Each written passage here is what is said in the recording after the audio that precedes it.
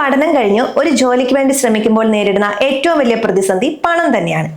PSC പരീക്ഷകൾക്കോ മറ്റ് മത്സര പരീക്ഷകൾക്കോ ഉള്ള പരിശീലനത്തിന് പോകണം, നൈപുണ്യ വികസന കോഴ്സുകൾ ചെയ്യണം, ഇതിനൊക്കെ വലിയൊരു തുക ചിലവ് വരും. വീട്ടുകാരെ ബുദ്ധിമുട്ടിക്കാതെ ഈ ചിലവ് എങ്ങനെ കണ്ടെത്താം എന്ന് ചിന്തിക്കുന്നവർക്കാണ് കേരള സർക്കാർ Prajwala connect to work scholarship പദ്ധതി കൊണ്ടുവന്നിരിക്കുന്നത്. 2026 ഈ പദ്ധതിയുടെ ഗുണഫലങ്ങൾ 5 ലക്ഷം യുവാക്കളിലേക്ക് എത്തിക്കാനാണ് സർക്കാർ ലക്ഷ്യമിടുന്നത്. എന്താണ് ഈ പ്രജ്വല സ്കോളർഷിപ്പ് എന്ന് ആദ്യം മനസ്സിലാക്കാം. ജോലി തേടുന്ന യുവാക്കൾക്ക് അവരുടെ കഴിവുകൾ മെച്ചപ്പെടുത്തുന്നതിനോ പരീക്ഷകൾക്ക് തയ്യാറെടുക്കുന്നതിനോ വേണ്ടി പ്രതിമാസം 1000 രൂപ വീതം നൽകുന്ന ഒരു പദ്ധതിയാണിത്. ഇത് വെറും ഒരു മാസത്തേക്കല്ല, ഒരു വർഷം മുഴുവൻ, അതായത് 12 മാസത്തേക്ക് നിങ്ങൾക്ക് ഈ തുക ലഭിക്കും.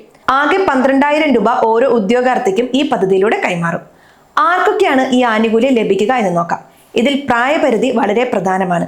18 വയസ്സ് തികഞ്ഞവർക്കും 30 വയസ്സ് കഴിയാത്തവർക്കും മാത്രമേ അപേക്ഷിക്കാൻ സാധിക്കൂ. അതായത് കോളേജ് പഠനം കഴിഞ്ഞിറങ്ങിയവർക്കും ജോലിക്ക് വേണ്ടി തയ്യാറെടുക്കുന്നവർക്കും ഇത് വലിയൊരു സഹായകമാകും.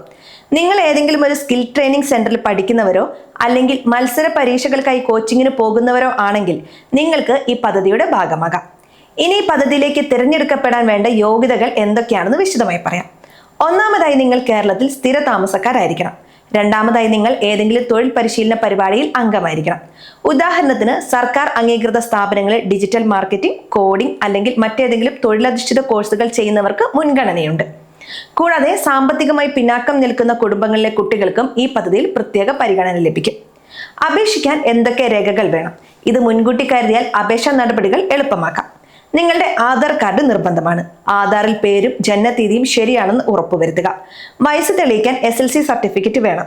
ബാങ്ക് അക്കൗണ്ട് വിവരങ്ങൾ വളരെ പ്രധാനമാണ്. കാരണം സ്കോളർഷിപ്പ് തുക നേരിട്ട് നിങ്ങളുടെ അക്കൗണ്ടിലേക്കാണ് വരുന്നത്. അതുകൊണ്ട് ആധാറുമായി ബന്ധിപ്പിച്ച ഒരു ബാങ്ക് അക്കൗണ്ട് തന്നെ നൽകാൻ ശ്രമിക്കുക. കൂടാതെ നിങ്ങൾ പരിശീലനം നേടുന്ന സ്ഥാപനത്തിൽ നിന്നുള്ള സാക്ഷ്യപത്രവും വരുമാന സർട്ടിഫിക്കറ്റും കരുതണം. എങ്ങനെയാണ് അപേക്ഷിക്കേണ്ടതെന്ന് പലരും ചോദിക്കാറുണ്ട്. ഇത് പൂർണ്ണമായും ഓൺലൈൻ വഴിയാണ് നടക്കുന്നത്. നൈപുണ്യ വികസന വകുപ്പിന്റെ ഔദ്യോഗിക പോർട്ടൽ വഴിയാണ് അപേക്ഷകൾ സമർപ്പിക്കേണ്ടത്. ആദ്യം നിങ്ങൾ പോർട്ടലിൽ രജിസ്റ്റർ ചെയ്യാം. നിങ്ങളുടെ അടിസ്ഥാന വിവരങ്ങൾ നൽകിയ ശേഷം ആധാർ OTP വഴി വെരിഫിക്കേഷൻ പൂർത്തിയാക്കുക. തുടർന്ന് നിങ്ങളുടെ വിദ്യാഭ്യാസ യോഗ്യതകളും ഇപ്പോൾ ചെയ്യുന്ന കോഴ്സിന്റെ വിവരങ്ങളും രേഖപ്പെടുത്തുക. സ്കാൻ ചെയ്ത രേഖകൾ അപ്ലോഡ് ചെയ്ത് കഴിഞ്ഞാൽ അപേക്ഷ പൂർത്തിയായി. അപേക്ഷിക്കുമ്പോൾ സാധാരണയായി സംഭവിക്കുന്ന ചില തെറ്റുകൾ ഇനി ഞാൻ പറയാം. പലരും തെറ്റായ ബാങ്ക് അക്കൗണ്ട് നമ്പറുകൾ നൽകാറുണ്ട്. അതുപോലെ വരുമാന സർട്ടിഫിക്കറ്റിന്റെ കാലാവധി കഴിഞ്ഞതാണോ എന്ന് പരിശോധിക്കാതെയും അപ്ലോഡ് ചെയ്യും. ഇത്തരം കാര്യങ്ങൾ ശ്രദ്ധിച്ചില്ലെങ്കിൽ നിങ്ങളുടെ അപേക്ഷ നിരസിക്കപ്പെടാൻ സാധ്യതയുണ്ട്. ഓരോ ഘട്ടവും കൃത്യമായി പരിശോധിച്ച് മാത്രം സബ്മിറ്റ് ബട്ടൺ അമർത്തുക. ഈ പദ്ധതിയുടെ ഏറ്റവും വലിയ പ്രത്യേകത ഇത് 5 ലക്ഷം പേർക്ക് നൽകുന്നു എന്നതാണ്. അതുകൊണ്ട് തന്നെ അർഹരായ ഒട്ടുമിക്ക ആളുകൾക്കും ഈ ആനുകൂല്യം ലഭിക്കാനുള്ള സാധ്യതയുണ്ട്.